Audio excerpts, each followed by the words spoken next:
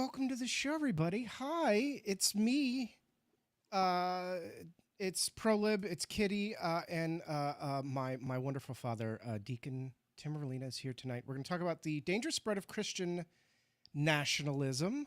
But before we get to that, it's been a minute. It's been literally a month since our last show. We took off for the holidays and everything. And Kitty, I talk to you every day, but how are you? We made it through. We made it through the holidays.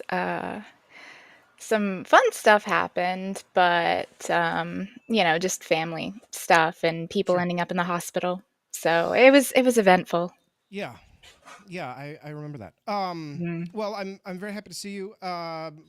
We have a lot that it's kind of funny that we're doing this show today because, of course, the Pete Hegseth confirmation hearing We all sigh in unison. we all sigh in unison happened today.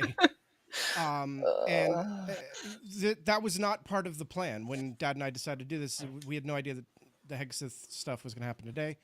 My mic is low. See, everybody was saying that my mic was low. You sound Um, better to me. well, there's a setting sometimes back here that it turns on, and I'm going to make sure that it's not on. It's not on. Okay. I will increase my volume. My last night, I was convinced by Goddess Maya to do an impromptu stream at literally midnight when the Jack Smith report came on, and we did, and it my entire audio server had to be rebuilt afterwards. I don't know what happened. I was getting all kinds of weird audio errors, a DCP error for people who know things about audio routing. I was getting all these bus errors, and I had to rebuild the whole thing. I don't know what it broke last night, but anyway. So if I am low, let me know. I just need to keep fixing things. I think I put them back where they were, but obviously I didn't. If I was still low. Yeah. So Pete Hegseth. So if you didn't watch the hearings, I can summarize them for you. A senator asked Pete Hegseth about the SA allegations, and his response was, "I'm not a perfect person." Numerous senators asked him about his drinking. He basically was like, "Eh." And then he was asked point blank if he would command the military to shoot protesters, and he was like, let's talk about other stuff. There you go. There's the breakdown of the whole hearing for you. Also, he has a very large. What's the cross, Dad, that he has tattooed? It's a Crusader cross.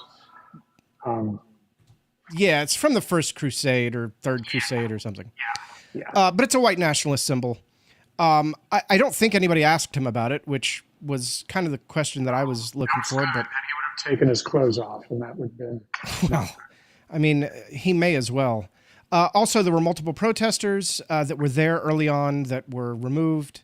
One of them, a very, very aged gentleman with a cane who was obviously a veteran. You know, Hegseth is a TV news personality who ran a charity into the ground when he managed it, and now he's about to be in charge of an organization of 1.3 million people. So, how's it going to go? Probably pretty bad. But the reason I bring that up is because Hegseth is part of this growing Christian nationalism movement throughout the United States. It's not new; it's been growing for a while. I'm sure we're going to get into that. Dad, could you first kind of give us your credentials? What qualifies you to even be talking about religion and cults and all of that stuff? Oh, geez. Well, let's see. I had a very checkered religious background. I grew up in what is known by religious sociologists as a high control religious group, short for cult, um, and left that group when I was about 30 and finally went to college because we weren't allowed to do that, because that would have turned us into atheists, or even worse, atheist liberals. Uh, so that was part of a long journey, the beginning of a long journey for me through religious education, and finally led me to the Episcopal Church, which, at, for Kitty and other former Catholics out there, the Episcopal Church has all of the pageantry, none of the guilt. Um, so that attracted me. I, like pretty sounds and pretty smells, and getting to wear a dress on a stage, that's cool. Hey, you wear that dress.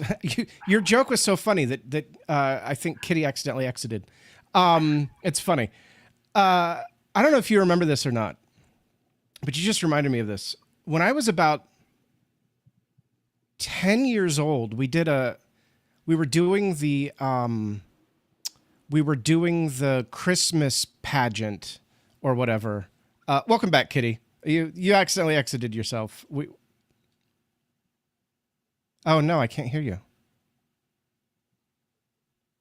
Yeah, I can't hear you at all. I don't know. Anyway, we're doing the Christmas pageant or whatever, and I was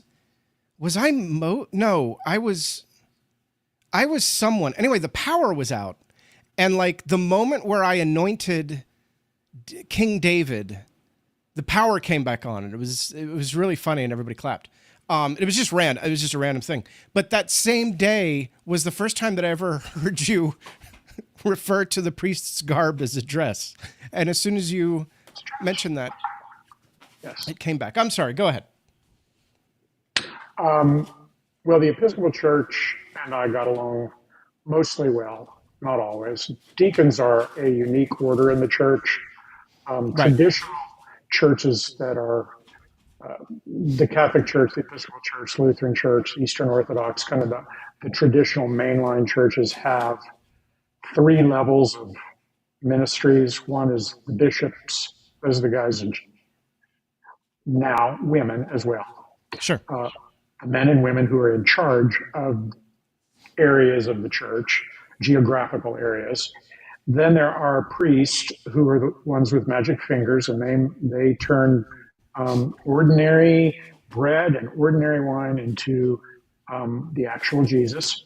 The Episcopal Church doesn't really believe that. They kind of believe that, but they don't actually believe that. And that's a little bit too much information for you there. Right. I was attracted to becoming a deacon because I knew I would never survive in church politics as either of the other two, and I would have to behave myself better. Right. So by being a deacon, I could be in the world, which is where I really wanted to be, and I could do good things in the world, and act out of a sense of justice, of trying to rectify wrongs. So I spent a long career in the nonprofit sector, working for a major national nonprofit. And then after I retired a few years ago and moved to the mountains of Western North Carolina, I've been involved with work with the homeless directly, hands-on, since then. So I do that now. I don't get paid. Deacons generally don't get paid anyway. You have to go invent ways to make money. So I did that, which is why I worked for a nonprofit, while I also worked as a deacon in the church unpaid. So it allowed me to do the things that I really wanted to do and still wear a dress on a stage on Sunday. And that's the important part, is wearing the dress. That's the important part. That is the important part. Then real quick, for people who don't know, the big difference I'm talking about in the traditional church, the big difference between the deacons and the priests, in the old days, it was reversed. The deacons were kind of in charge of ceremony, and they were in charge of orchestrating ritual and that sort of thing. And that got flipped in like the 1200s or something like that. Yeah, it actually began much earlier than that. Okay. Late second century, it began to be, but the official change happened in the 12th century when That's a group of important. deacons pissed off the Pope Right. and he took all their power away, which was fine with me because church power didn't matter to me anyway. Right. So, And that always it kind of confused me when I was a kid growing up in the Episcopal Church was why is there a priest and a deacon who both wear the same outfit? Like it didn't make sense to me when I was a kid. No one really, I guess, explained it to me until you decided to become a deacon, and then you broke it down for me. And I think that's an important thing to kind of start our conversation off with because one of the big things I think that defines Christian nationalism is an aversion to empathy. This decision that empathy itself is somehow almost dangerous. Like empathy is a threat to Christian nationalism. The idea that, oh, I might not only want to have tolerance and acceptance for somebody that I disagree with or somebody whose lifestyle I don't understand, whatever, but want to lift them up and say, I want you to be in a better place than where you are. And it's like Christian nationalism is anti that. Can you talk a little bit about that for me? yeah, I will get to that in a minute because I want to go back to the beginning because we kind of jumped the subject of Christian nationalism to where it is in 2025. Sure. But Christian nationalism in this country existed since the beginning, really. You know, Oh, the sure. Massachusetts Oh, yeah. was established as a Puritan refuge. Pennsylvania was a place for Quakers. Right. Rhode Island was for Baptists and Indians on the run from white people. Maryland was for Catholics. Maryland, you get it. Virginia was for traditional Anglicans. And then you got further south, and then the rest of the South was all for just making money by stealing people who you had captured from Africa and making them work for you for no money. So that wasn't really part of Christian nationalism, but they borrowed a lot of the imagery and the rhetoric. And it's if you really want to hear some incredible Christian nationalist movement music, listen to the Battle Hymn of the Republic. That's Sure. a song that's 160 years old, Right. but it will, when you listen to that, you're like, oh my God, this thing really has been around for a long time. However, it receded in the 20th century. So we kind of forgot about it. As the world began to be more and more secularized, we kind of forgot that this stuff was bubbling right below the surface. And in the late 1970s, you had movements associated with people like Jerry Falwell, who established the moral majority at his so-called University Liberty in Lynchburg, Virginia. And the movement began to come out of the shadows. And the 70s and 80s were a kind of a reaction. It was a reactionary time. I don't know any other good word for it, against the Great Society of the 60s and what was perceived as the growing secularization and liberalism of the United States. And you had people like Phyllis Schlafly, who was Catholic, but best friends with Jerry Falwell, who was Baptist, which wouldn't have happened before that because they would have been mortal enemies. And by the time you get to the 90s, there comes this third strand into it. Originally you had the Baptist, the evangelical, traditional, conservative Christians. But the third string that came in was Pentecostals. Now, for those of you who are smart like Kitty and haven't spent a bunch of time hanging around the church, Pentecostalism may not make much sense to you. Pentecostalism is known for its belief that miracles still exist and you can do anything from raise serpents over your head to raise the dead. You can speak in tongues and you can perform all kinds of miracles. And most importantly, and this is where the strand of Pentecostalism comes into Christian nationalism, they believe that God speaks today through prophets, just like in the ancient Middle East. So they believe that there are people, men and women, who are the equivalent of Isaiah and Jeremiah and all those other people that you may or may not have heard of, depending on whether or not you went to Sunday school, and that God speaks through them.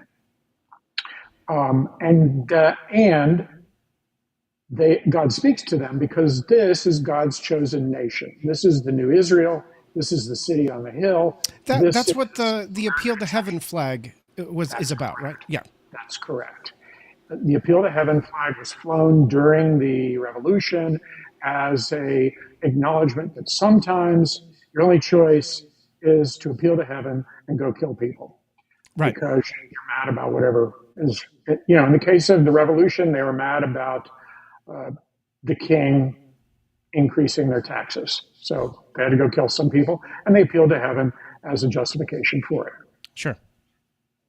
And they it's a bit of a misnomer. I mean, you're correct.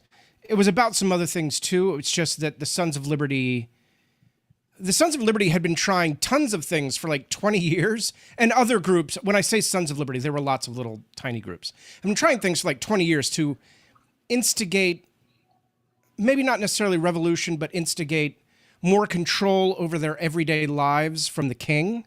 Right. And it was just taxes was the one. The Stamp Act was the first time where people really started to listen to the Sons of Liberty, and they started to get rich people funding them. Really, I mean, Hancock and Revere. Their coffers were instrumental to the start of the revolution, at least. And I think one of the things that gets missed, or modern Christian nationalists just completely pervert history, is how anti-theist a lot of the framers were. Oh, absolutely. Not only, and they weren't necessarily atheist, but they were anti-theist. They were most properly, folks like Thomas Jefferson were deists. Right. And deism is the idea that there was a God, a creator, and an original force behind what is the universe, but that force just made it and then went somewhere and lost interest and wasn't actively involved in the existence of the universe anymore, which was the only way they could, within their somewhat narrow, somewhat pre-scientific view, try to explain the fact that when you prayed and asked God to heal Aunt Mary, she didn't generally get better. Sometimes she had, but and that would be the difference with the Pentecostals. They're very focused on the story in Mark or wherever it is, where Jesus talks about the faith the size of a mustard seed can move a mountain, and that's kind of that split where they're like, well, it's more about personal faith than the good deeds that you do to earn the favor of God or to earn the favor of your faith. And that same kind of line of, personal faith and personal, I guess, work ethic, I don't know, is a very Puritan idea. That the whole idea today that we have of pulling yourself up by your bootstraps and you should ascend through capitalism were actually these early Puritan ideas that were more tied to religion than commerce. And they kind of became tied to commerce in the 18th and 19th centuries as things went on. As capitalism, as we moved from feudalism through mercantilism to capitalism, sure. Right. And capitalism is The reason that it succeeds is not because it's good, but that's because it eats everything else. It has a voracious appetite, and it doesn't leave room for any other competing political or economic philosophy. Right. And I think another thing to keep in mind is that the original concept of the colonies, which then became the original concept of the Declaration of Independence, and this pull away from not just the tyranny of, well, to pull away from the tyranny of government was really started by a pull away from the tyranny of the church, mostly Right. motivated through Henry VIII, how Henry VIII pulled away from the Church of, from the Catholic Church, created the Church of England. But it had started before then. Right. And I think a lot of the modern Christian nationalists see themselves as, and have for many decades, as the anti-Catholicism. They originally did, but the blending of the three strands of Christianity, the evangelical Protestants and some mainstream Protestants. I don't mean to get mainstream Protestants off the hook on this one, because there's tons of Christian nationalists now in Methodist churches and Episcopal churches and Lutheran churches. I mean, those things you just think of them as, well, maybe your grandparents' church or your Sure. parents' church, and a normal place where normal people go and talk about the Bible, but they're not particularly serious. Christian nationalism has pervaded those formerly safe enclaves. And that's why it's so disturbing, because it's bubbling up everywhere. And the most terrifying things began to happen. It was one thing for the Christian nationalists to say, oh, America's an exceptional country, it's the greatest country in the world, et cetera, et cetera. Okay. One can make arguments for or against that. What is very difficult to make an argument against is when someone says, I talked to God last night, and God said this to me and told me to tell you this thing. Right. Because what has happened now is God has apparently talked to a bunch of people within the Christian nationalist movement and told them that because God's always a he in this version of Christianity or religion, Of course. He has chosen one Donald J. Trump to be his spokesman to lead the church into the third millennium and to get out all the heretics and all the people like me and restore the purity of the church and restore the stature of the United States. That's why it's terrifying, because they're very serious. And you can argue with a normal person of whatever political persuasion they may be. A liberal can argue with a conservative can argue with a liberal. And if they're normal, one can have a discussion that can resemble a real political discussion. But it is impossible to argue with someone who says, well, God told me this, and you now stand outside God's will. Yeah, there's this thread that scares me. I've watched all of The Handmaid's Tale. I know it's fiction, but there's this one scene where she's being tortured for information. I think it's where some of the other girls are hiding, and they come in to torture the information out of her. 4 men come in to waterboard her, and they pray first. They pray, then they waterboard her, and the towel that they use to waterboard her has a cross on it, has a Christian cross on it, and it's a poignant scene to me because I think back to the Cornerstone speech that was given by Alexander Stephens, Vice President of the Confederacy. And in that speech, he justifies that white people are fundamentally better than black people, that black people fundamentally belong, they were born to be slaves. That's the premise of the Cornerstone speech. And you can go read it for yourself. It's a horrific read, but you can go read it. And he justifies all of it with the Bible. He says, this is God's plan for black people, is to be our slaves. And that was the seed of Confederate slave thinking. There's letters you can read from Confederate soldiers where they'll say, it's unfair that we're here fighting when none of us own slaves, but this is what God wants us to do. And they themselves, even though they know they're just fighting a rich man's war, justify what they're doing through their religion. The modern Christian nationalism holds on to that same ideal. The things that they believe, I have seen multiple times on multiple social media platforms, conversations between conservatives where they'll say something to the effect of, I don't really like Donald Trump, but God picked him to bring about the things that we need in our society. And so I don't agree with him. I don't think that he's moral, but I have to follow him because he's God's pick. Right. And that is not the first time that this has happened in the Judeo-Christian tradition.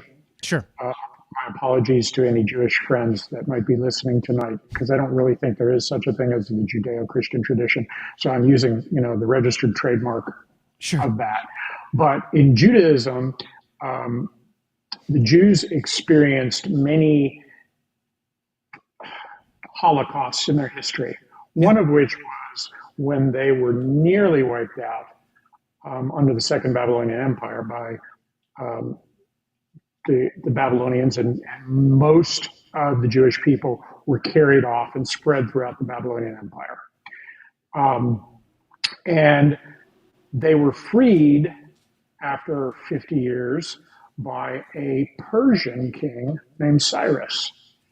So that mythology has been borrowed by Christian nationalists to say, well, look, here's a perfect example. God uses this Persian king who's not Jewish, not even a believer in the Hebrew God, to free the Jews, bring them back, rebuild the temple, and reestablish Judaism.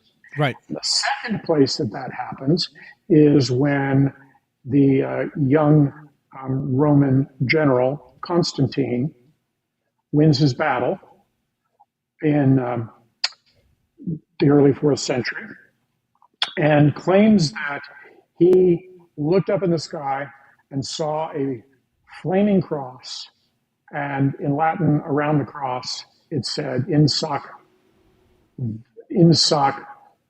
signa vinces, in this sign, go conquer. And Constantine was not a Christian. He was a proud Roman believer in the proud Roman gods. And he never became baptized until he was on his deathbed. After killing a number of his relatives and the potential heir to the throne, he finally gets baptized and then he dies. So he wanted to hedge his bets just in case that cross really was real. It did not stop the Catholic Church from canonizing him, and you will see all kinds of churches around named after St. Constantine. So Donald Trump is part of a long line of scumbags that religious people have held up as being instruments of God. Right. And Christian nationalism is not at all scared off when you say, well, Donald Trump is a terrible human being. They'll go, yeah, and? God works in mysterious ways. God works in mysterious ways. And as you have now merged one major political party in this country with the Christian nationalist movement, we tend to think of it as MAGA, but MAGA is just a symptom of Christian nationalism. It is not the same thing. Right. It produced MAGA, but Christian nationalism runs much deeper than that. And you will find what used to be considered mainstream Republicans saying, "Well, yeah, I'm a Christian nationalist because this is a Christian country and we're the greatest country in the world and God chose us." Right. And I've seen that's the thing. I have seen that same exchange not once or twice, repeatedly on social on Reddit. I have seen it on YouTube. I saw it on Twitter back when I had a Twitter. Of course, I don't anymore. Don't see it on Blue Sky. But I've seen that same exchange of, that this is all ordained by God. And when you're putting someone at the head of the Pentagon, at the head of the U.S. military, the people like Pete Hegseth himself believes that he is a good Christian man, right? Right. He will get I'm not perfect, but right. I'm not perfect. I'm a sinner, but I'm a good Christian man. So anything that I do is justified because I'm a good Christian man. And even though I make mistakes, even though I, make a few little boo-boos, I'm a good Christian man at the end of the day. I brought this up on Blue Sky, but I want to bring it up again here. Robert McNamara, I'm sorry, you'll see my dad's face drop. Robert McNamara was the Secretary of Defense under Kennedy and LBJ, and started the Vietnam War, essentially. And there are conversations between him and Kennedy where he seems to want to pull back from the war. There are conversations with LBJ where it seems like LBJ wants to make it worse. But at the end of the day, when protesters showed up outside of the Pentagon, a man had lit himself on fire. For those who don't know the story, I forget the gentleman's name. Man had lit himself on fire. He was holding his daughter in his hands, and he threw his daughter to a bystander. His daughter was okay. She was a little baby at the time. But he lit himself on fire. He immolated himself outside of the Pentagon. And there were massive protests. I think this was 68 or 69. Massive protests. And hi Kitty, welcome back. Importantly, It's fixed. yeah, I don't know what it was. It was the weirdest thing. You sound Tech fine. gremlins. Thank you. Thanks for your patience. Absolutely. So there were these mass protests outside the Pentagon afterwards. And Kent State had already happened, and a bunch of college students died at Kent State. They were fired upon by the authorities. And McNamara was fighting with Curtis LeMay, who was head of the Joint Chiefs. And LeMay wanted to send military police outside to face the protesters. Robert McNamara said, okay, we can send the MPs outside, but none of them are allowed to have ammunition. So we're going to send all these MPs out to face the protesters with no bullets. Protesters didn't know that, obviously, but that was what happened. I firmly believe if the same situation happened today, that Pete Hegseth would give them extra ammunition, and any deaths that happened, he would just justify as the will of God. And that's the thing. You cannot argue with these people, and you can't get them to see reason because they think that the justification for what they're doing is on a higher authority. I cannot be judged by anyone but God, and if I do make a mistake, all I have to do is repent my sins and it's wiped clean. So it doesn't matter if I have 1 million Cambodians' lives on my hand. I just, a couple of Our Fathers and Hail Marys. If you're a Catholic, and bada bing, bada boom, you're fine. Yeah, and we don't talk about the Cambodian. We should do a whole stream on the atrocities that we committed in Cambodia. I only brought it up because it is like the most egregious example, but every single Christian that was involved in that, they, according to their own theological dogma, have clean consciences if they actually repent and ask for forgiveness. when you have so many lives, ending on your hands. And the statement you were saying is a lot less crazy, but it would be, also very devastating if there was something like that. And I absolutely agree. They would just allow them to mow them down and not care. Dad, the Bible itself, what is it that they use from their scriptures to justify a lot of this stuff? Like, do they use do they use the same stuff for slavery that they used for the Crusades? I mean, like, Conquest. yeah, The scriptures are different, but the melody is the same. sure. You, according to the Jewish Bible, now keep in mind, first of all, there's no historical evidence that the Israelites were slaves in Egypt for 400 years, got freed one Friday night, and as they were leaving the place, all the Egyptians gave them all their gold and jewels, and they walked across the Red Sea on dry land because God sent a big wind and made all the water stand up on walls on either side of them, and they walked over, and then they went and spent the next 400 years killing the people who lived in the country that they were supposedly told by God to go inhabit.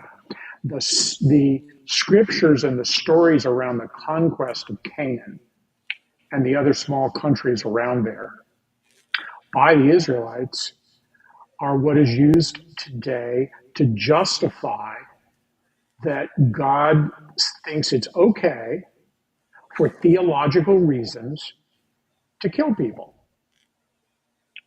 What had the Canaanites done to incur God's wrath? Well, they believed in other gods. I mean, their god was Baal, and there also was a group of Canaanites who believed in a god named El or Elohim. And when you look at the early history of the Hebrew Bible, you will find that when you're going back and reading the earliest Hebrew documents, and I got an A in Hebrew once a long time ago, but I no longer, I just That's memorize okay. the text. That's all right. I can't do it anymore. But when you go back and read them and study them, what you see is that the Israelites originally believed in El as well. And then that evolved into the god Yahweh, who is more associated with what became the southern tribes of Israel and was the mountain god. Hence, you have the story of Moses going up to the mountain to get the commandments. Whereas the traditional views of the Canaanites was that, God didn't reside up on the mountain. So this stuff, at its heart, this was a religious war Right. for territory and control of territory. And wasn't control that, of real quick, resources. wasn't that the story where God said that he was foiled because they had wooden chariots?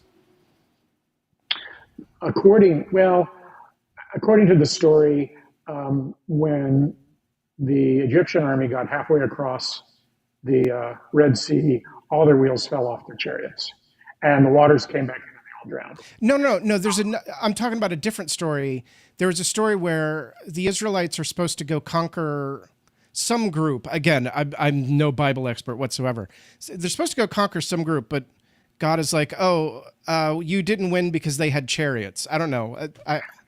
There are a couple of times that the narrative comes through that the Israelites lose a battle. Right. Most of the time in the Bible, they just win everything. They're like the winningest army ever. Sure. Well, yeah, when you're writing this story, Right. you get to be the Mary Sue. That's right. The problem is there's a thing called archaeology, Right. which we can go back and compare the records with the written record with the record that we find buried in the ground. They don't match. So there's evidence that there was a city called Jerusalem. There's evidence that there's mountains all around. I mean, you can see them if you look at Look through the smoke over Gaza, and you will see that there are mountains behind there. So yeah, there's mountains all throughout there, but there's no evidence that there's a mountain that was known as Mount Sinai. Right. And there's no evidence that there's a guy named Moses whose name means pulled out of the water. That's what the word literally means in Hebrew. Sure. That was a slave child that was raised by the king's daughter and later becomes a prince himself. There's no corroboration in Egyptian history. The answer to that is given. Well, of course they wouldn't say that because they wanted to cover up the truth. Right. So they left out this whole portion. And if it wasn't for the Bible, we would never know about it. Again, and that seems to be the same. Sure.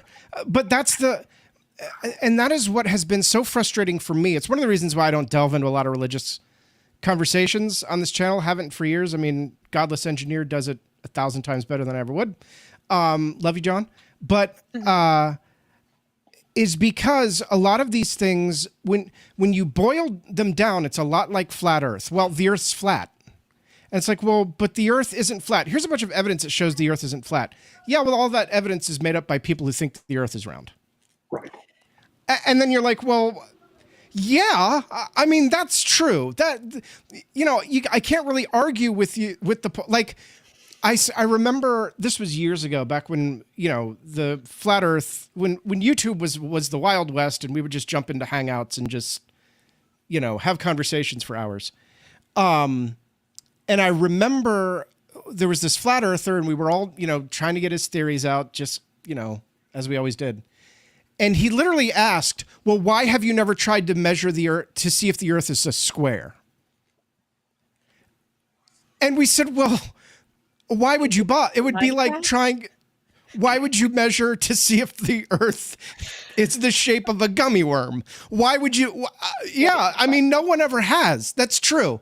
You know what? That's a great point. No one has ever tried to devise experiments to prove that the Earth is shaped like a gummy worm.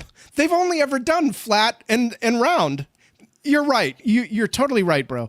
I laughed for that. Delta 8 gummy worm. Maybe you could make the Earth shaped that way. Absolutely. Absolutely. I think that was the same guy that came back a few weeks later and argued that the Earth was shaped like Jesus. I think it was the same guy, and that's when we realized he was just insane. But my point is that they argue it's just like when they say, well, what is a woman, right?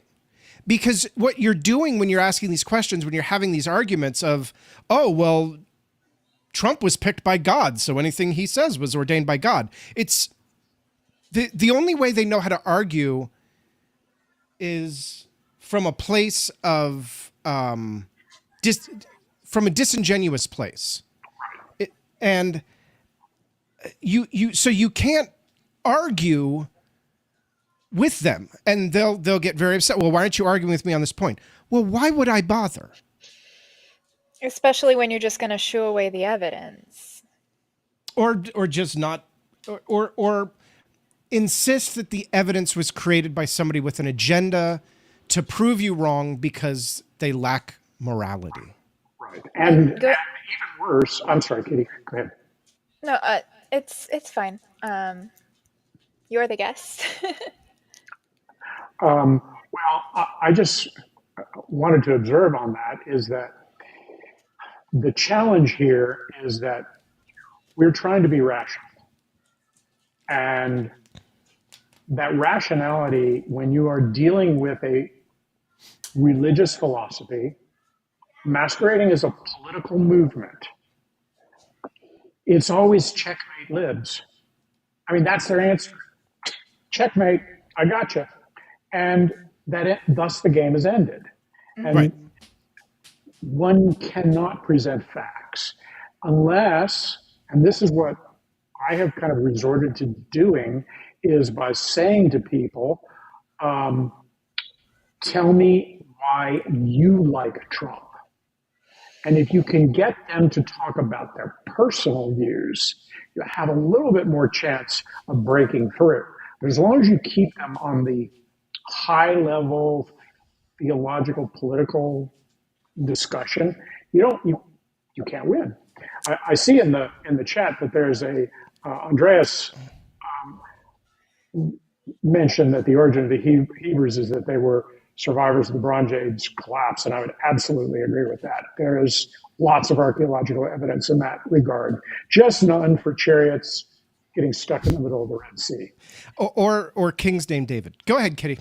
So, going back to your chariot thing, like I vaguely remember that, Dom, and if I remember correctly, it wasn't wooden; it was iron. It was like, oh, so he's a fae then. Like Right, it God was is a iron fury, chariots. You're right. It was iron because iron and the chariots. fae. But Right. branching off your dad's point, with the whole checkmate and everything, it goes even beyond just arguing about policy, because not just in the United States where Christian nationalism is an issue, but really, its kind of cousin would be Zionism. And you have Netanyahu doing the whole, we're going to treat them like Amalek. We're going to absolutely obliterate them. And it's, I have God, and, I've got God in the Bible on my side, or God in the Torah, or, Sure. what have you. And so they really are two sides of the same coin. It's just, we, while not being a Christian nation, we are a nation filled with Christians, and it would kind of be like equivalent, like, and again, it's not an exact thing, because there's obviously different origins for Christian nationalism and Zionism, but the parallels are there. That they harmonize in a way that is troubling, because you see just how easily Zionism can justify atrocities, and those same things could happen here. And as far as Sure. the what is a woman thing, and the Handmaid's Tale, it's, by some definitions I would be a woman, by other definitions I would not. I mean, it really depends. It's, I mean, yes, I was born with the reproductive system that is associated with females, but I cannot bear children, and that is usually one of the main staples, because they are such natalists. They want, babies born, but only if you look like me. They Sure. don't want a lot of babies that don't have my Complexion. yeah. Complexion. So, um but I don't even consider myself a woman, even though by some of their definitions I would be, and by others I wouldn't. Right. And it's just, I really am worried about, the Handmaid's Tale like turn that we're taking. We've already had the Dobbs decision and the loss of reproductive health care rights, which is terrifying for every person with a uterus in the United States. But Sure. now they're aiming their sights on gay marriage. You had 136 Republicans in the House, and I think 37 in the Senate, that all voted against protecting same sex marriage in the year of our Lord 2025 or 2024. Sorry. They voted against protecting same sex marriage, which is something that we have had now. But again, we had Roe long before we had 50 Obergefell years. and Yeah. the striking down of DOMA. So Mhm. we had Roe a lot longer, and they stripped that away. And I do very much see, not only do they want to make what they see as women second class citizens, and like taking the queer and trans people out of it, because they don't want them around at all. They want to Right. make the women second class citizens, just like what happened in The Handmaid's Tale. And it was a slow creep where it was like, okay, first, you don't get overtime, and then it's, oh, you can't work anymore, and then it just snowballs, and by the time you realize you're the frog in the pot of water, you are boiling to death. Right. And so, like my brain has been going on this ever since the election, and it's just, history doesn't exactly repeat, but it does kind of rhyme, Mm. and we are seeing a lot of the same rhetoric, obviously modernized and tweaked because of our modern age. But if you look at, the Weimar Republic and the rise of Mustache Man, like a lot of the same xenophobia talking points focus on traditional family, Gott mit uns, like just all of, it was Christian nationalism. Like it very much fueled that entire movement, and we're seeing a harmony, a rhyme of that in our own time. And it's just so frustrating that you'll see people outside of Disney. I'm in Orlando. I saw people with schmatzy flags in front of Disney. I, like, we beat them in World War II. Like, why are we having a resurgence of them in the And country that's that beat them? and that's what I really want to get into. I'm glad you asked that, because why is this happening? I think it goes back to what Kitty said about history rhyming. Nazism works. Fascism works. That's why it gets adopted. It doesn't necessarily work forever, but it will work. You know, my grandfather, who was an Italian immigrant, um, even he had a fondness for Mussolini, and used to joke that Mussolini made the trains run on time, which At there's least trains run on time. that really isn't true. If you read the history of Italy under Mussolini, it was a mess. He was like the original Trump. Um, I mean, it was a con man, and everybody Yeah, he believed it was for a while. awful. Right. But then he ended up hanging by upside down in a garage on a lift that for the car when he was killed finally in the end. But why is this so scary, Kitty? I think you hit the nail on the head. Is because the resurgence is happening not just here, but it's happening in the all over. I mean, one can make an argument, a pretty good one, that Vladimir Putin is a Christian nationalist. He Yeah. has spoken repeatedly about the Orthodox Church and how important it is to restore traditional Russian values. Doesn't like gay people. He sure doesn't like anybody that's not Caucasian. Um, so it's happening in Eastern Europe, in Hungary, most notably with Viktor Orban. It was happening in Poland. It looks like they may have reversed the tide for a while. I don't know. We'll see after their next election. And going back to the West, you see that the AfD, which is the direct descendant of the National Socialist Party, otherwise known as the Nazis, they are resurgent throughout Germany. That's why Elon Musk is encouraging them, because, of course, he's from South Africa. That's never been known for racial or sexual equality. So Right. I have a one would theory. expect. Sure. I have a theory, and looking back, and it goes back to my favorite president, FDR, Every show, you bring up FD not somehow. everyone, not Every everyone. show. But okay, hear me out.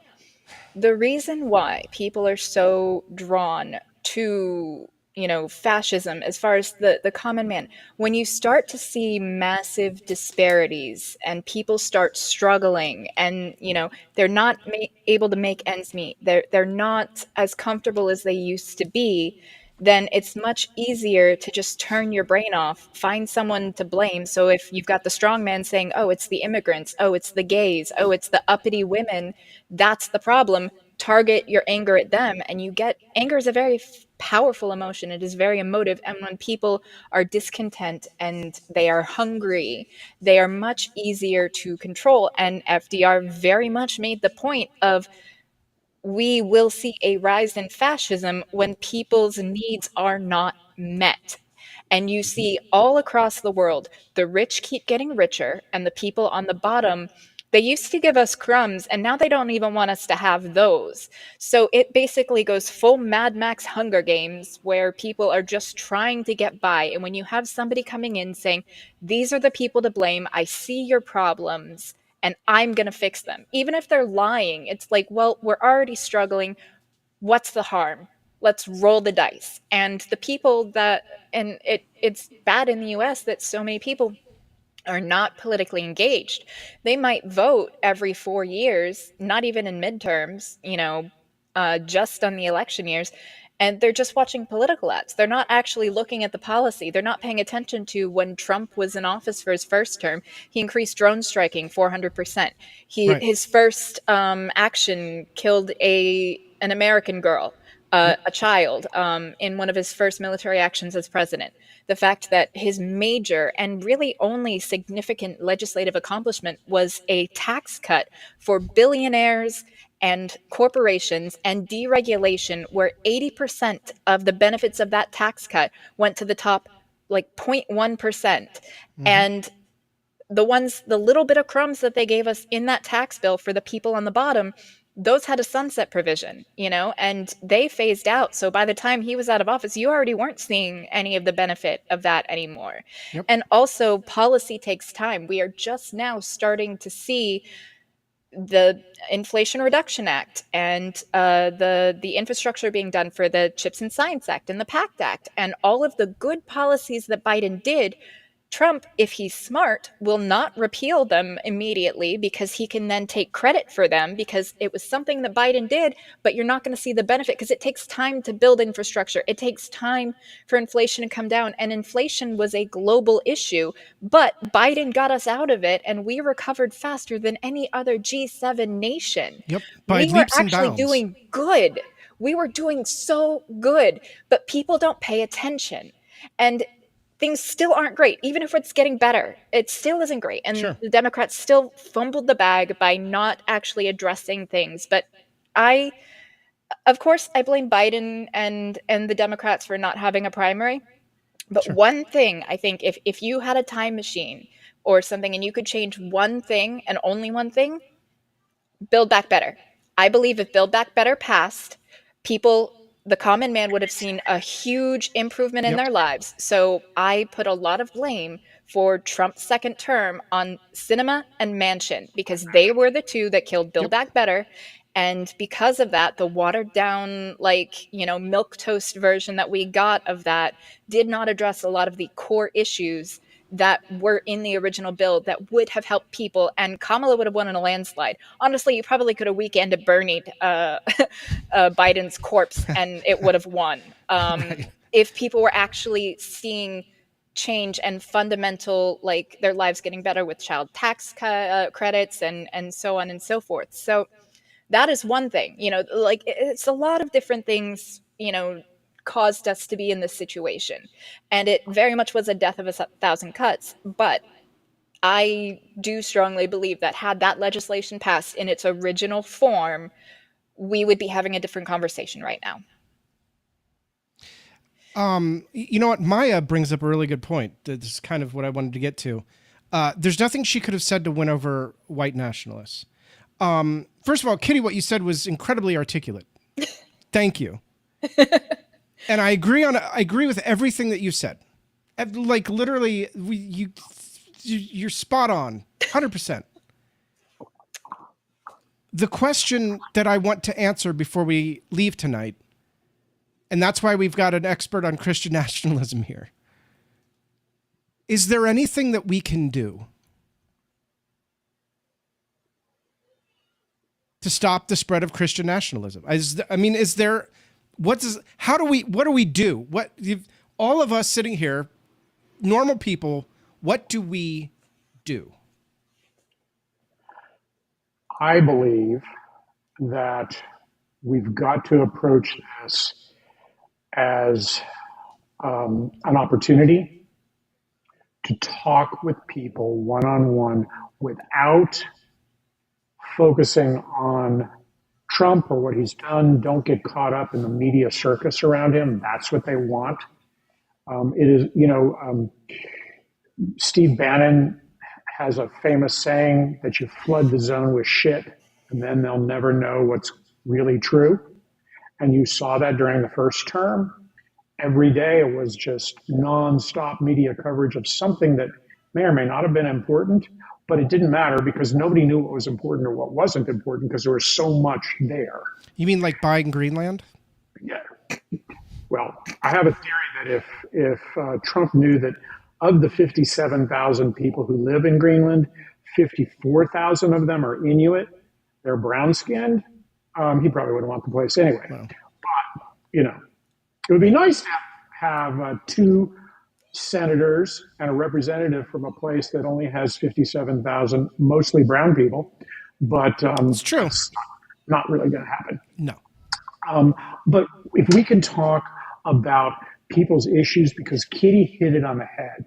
They used to give us crumbs, and now we can't even get crumbs. People are struggling.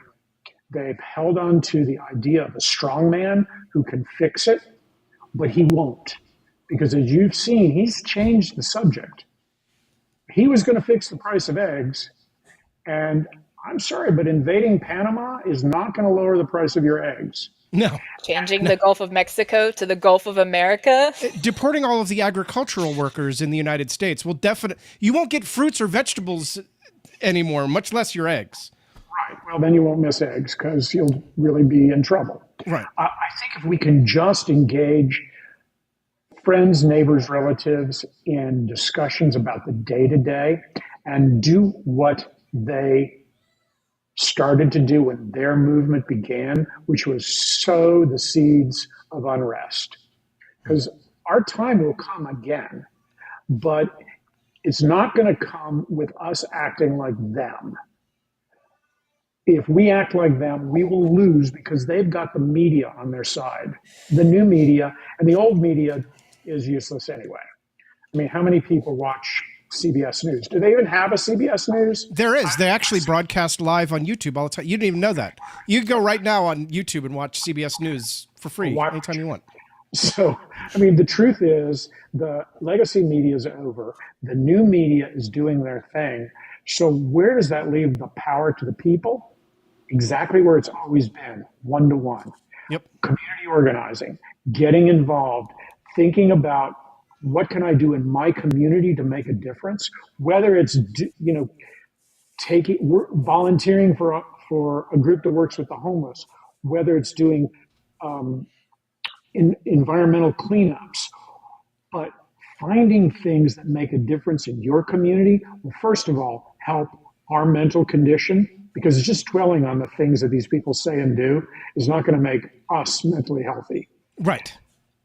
But Lori says she was watching CBS News today. Oh, she. Okay, we will take the L. We will take the L, Lori. We will take the L. But I think that's our best bet. Let's sow the seeds of discontent, but let's do it one person at a time. There's enough of us. Yeah. Half of America voted for Kamala Harris, including many people who never voted for a Democrat before. Yes. It's just not enough Democrats voted. They decided to stay home because they were mad about the stuff that I was mad about. But I held my nose and did it anyway. I'm not a Zionist, and I know tonight is not about Zionism, and I'll be happy to come back on and talk about Zionism and the tweets and why it's so pervasive. That would be fine. But so they were pissed off about Palestine, and they let a fascist come in instead. And that's not going to help Palestine. No, Palestine. I mean, I've said it many times on this channel. I firmly believe that within the next 4 years, everyone who currently lives in Gaza will be gone. Yeah. Yes. You know, we're on YouTube, and I can't be overly descriptive, but that's what I believe. Maya brings up a good point. Immigrants voted for a guy who promised to deport them. When do we as a nation address our misogyny issues steeped in Christianity? I think we do that. You know, there are people within every one of the religious traditions, and this is not just within Christianity or Judaism, but in the other Western religious traditions and Eastern traditions that have adapted themselves to the West, that are working on this. I mean, when I got married a few years ago, and I was married by the first Buddhist female lesbian priest in America. And I love her, and she's a good friend. So this issue among religious groups is slowly changing. Even among the Pentecostalist strand of Christian nationalism, they have women prophets and preachers. So misogyny is going to fall, of its own dead weight because people want, at their heart, they want equality and they know equality is right. And I honestly believe if we can just keep pushing that and the other issues that the breadbasket issues, the refrigerator issues, the issues that are really affecting people's lives, we can create discontent. And Right. I know we're running out of time. I just wanted to do two quick ads for two books, neither of which is mine. So it's not an Okay. ad. Go ahead. One is by friend of the pod, Talia Lavin. Yes. She is a incredible journalist. She is a Jewish person, and she has written a book called Wild Faith about the Christian nationalist movement. And then one written by, get this, an evangelical preacher who's also a professor called The Violent Taken by Force. And he writes it from inside the evangelical church. If you really want to understand this thing, the February edition of the Atlantic magazine has kind of a, small version of the history of Christian nationalism, and that's a good quick overview. But those two books will give you a deep dive into it. I recommend both of them. What I want to say is you should start with Talia's book because it's and this is in no way meant to be bad or anything. It's more of a high level look at it. And so I would start with Wild Faith and then go to, what is it? The Violent Taken by Force. The Violent Taken by Force. So I would start with Wild Faith and then go to The Violent Taken by Force because Wild Faith gives a nice, I mean, it digs into things, but it's more of a high level view of the entirety of Christian nationalism, and then The Violent Taken by Force is a very behind the scenes kind of dark. It's a very deep dive. Yes. Both of them are well researched. I mean, they're both filled with footnotes and a great bibliography. Sure. So you won't go wrong on either one of them. They're not. Neither one is a book to be taken lightly. But I'd recommend those for anybody that wants to learn a little bit more. Well, thank you for being here. I do think that we should have a conversation about Zionism at some point. So we'll have to have you back for that. Sounds good. Probably with somebody else. Kitty, can you give us your final thoughts? So, I obviously Christian nationalism is an issue, but there are, it's a spectrum, there are the people that are like too far gone in that, but then there are people Sure. like, well, I'm a Christian and I'm a protectionist and like I'm patriotic, so they're more the shallow end of it. And I think those people can be reached, especially if we approach it from a more class consciousness perspective, touching on issues that would, the FDR style issues that would Yes. lead them to want the strong man. And Christian nationalism does lead itself well into the strongman, fascist, dictatorial type things. So if we make connections with these people, don't necessarily write them off immediately. I mean, if they've got neo schmatzy flags, yeah, you can't reach them. Right. Those are probably too far gone. The too far guns, but the Right. ones that are just more like they don't even necessarily like see themselves as a Christian nationalist, but they are like all in for again the protectionism and focused on America first, because Sure. that is like, especially since the America first people are also the Christian nationalists. There's a spectrum there, and if we can focus on the people on the more shallow end and talk to them about this kitchen table issues and show them where the policies that are being passed are actually going to hurt them as opposed to help them. And just like, people from across the spectrum were Team Luigi, Sure. that shows you that there are certain areas, certain fracture points that people have had enough. And if you can put enough pressure there, you can crack that, and allow a point of entry that you might actually be able to start, winning hearts and changing minds.